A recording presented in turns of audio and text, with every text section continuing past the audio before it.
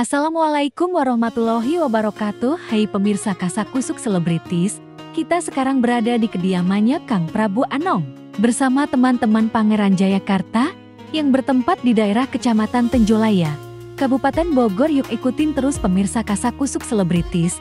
Kita cari tahu siapa sih Prabu Anom itu, dan di rumah megahnya ini menyimpan segudang barang pusaka peninggalan terdahulu.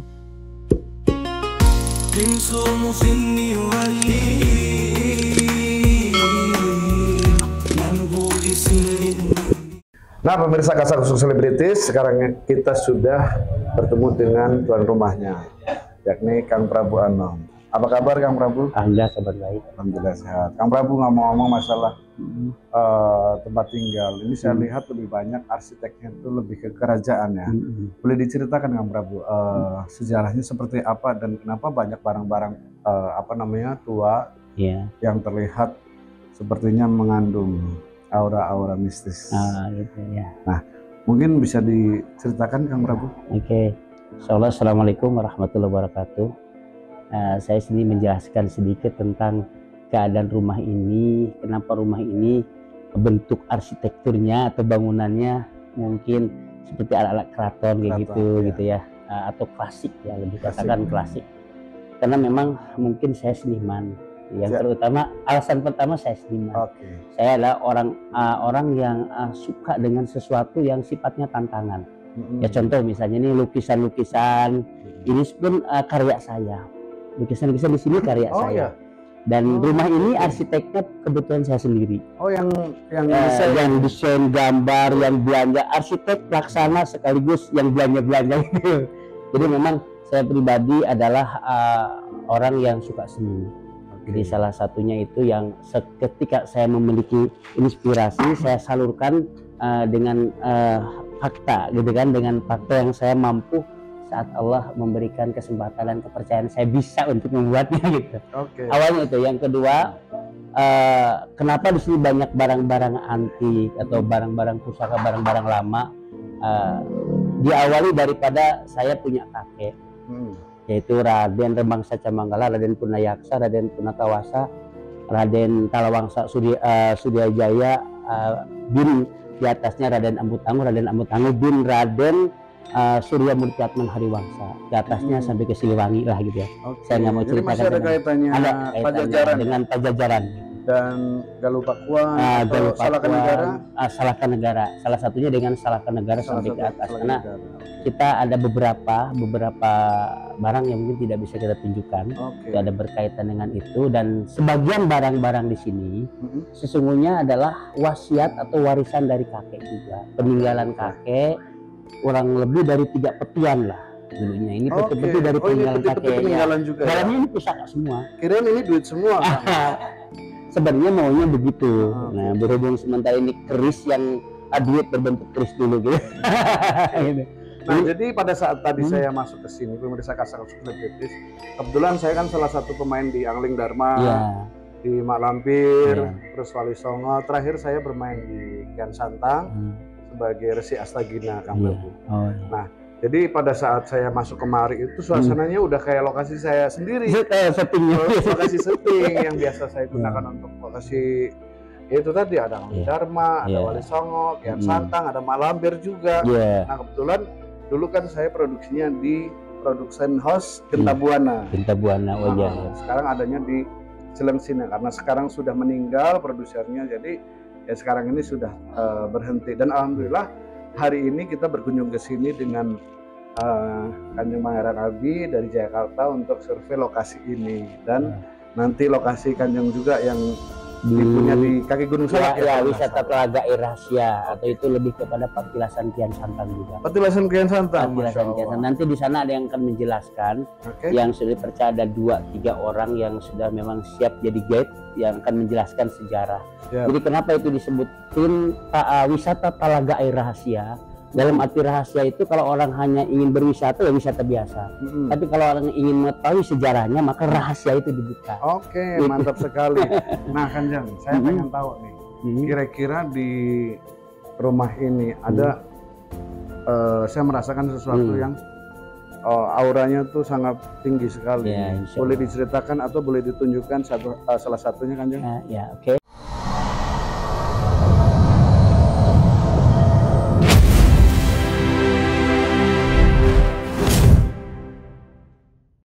Ini ada beberapa barang yang kata saya kepemilikannya kakek, kayak semacam Pesopati ini ya. Ini Pesopati yang dipegang oleh Raden. Ini Pesopati dulunya dipegang oleh kakek Handa, yaitu Raden Purnakawasa.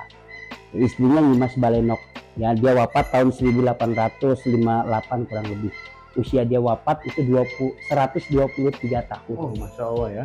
Nah, itu salah satu Pesopatinya. Yang di sebelah sini ada juga yang seperti Kris Pancaroba yang dipegang oleh Raden Surya, Raden Talawangsa Surya Jaya. Ini krisnya ini.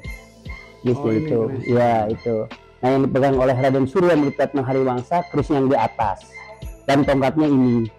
Ini tongkatnya dari tulang harimau sama tulang noah. Noah itu kerbau gunung. Noah ini tulang harimau dan tanduk Noah. Noah itu kerbau gunung.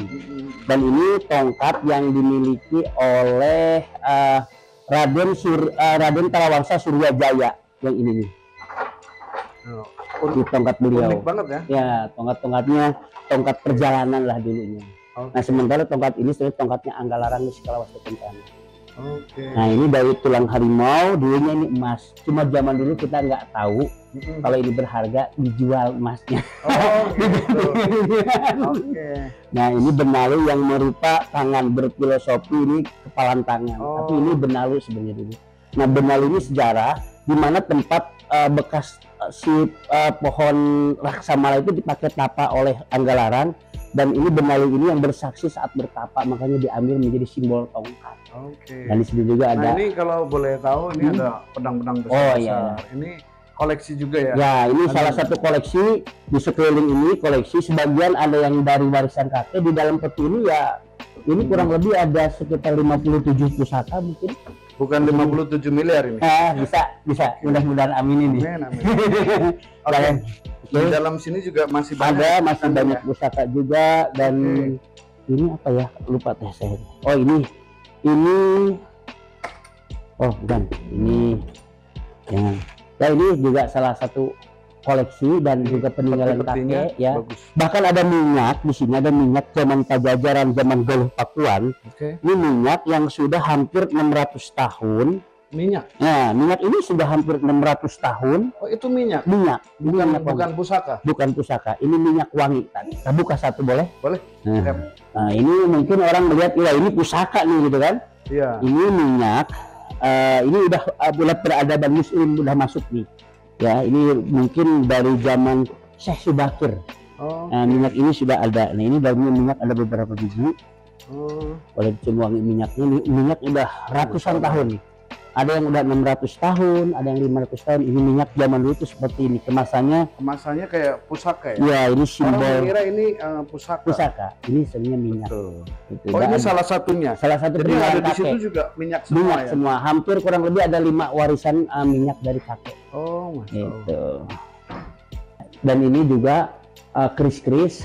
Ada sebagian sudah tersertifikasi. Ada riwayatnya ya. Ada sertifikatnya tahun berapa, ini semuanya ada sebagian. Ya kurang lebih 40 ya mungkin yang sudah tersertifikasi. Nah, peninggalan sampai ke sini, koleksi-koleksi itu nembus sampai masih ada. Masih sini ada. Saya boleh masuk? Boleh. Nah, ini kitab-kitab. Oh, ini kitab-kitabnya kitab-kitab dari kakek ya, orang tua. Ini barang-barang peninggalan Quran tua. Banyak juga di sini koleksi yang saya rawat, saya jaga.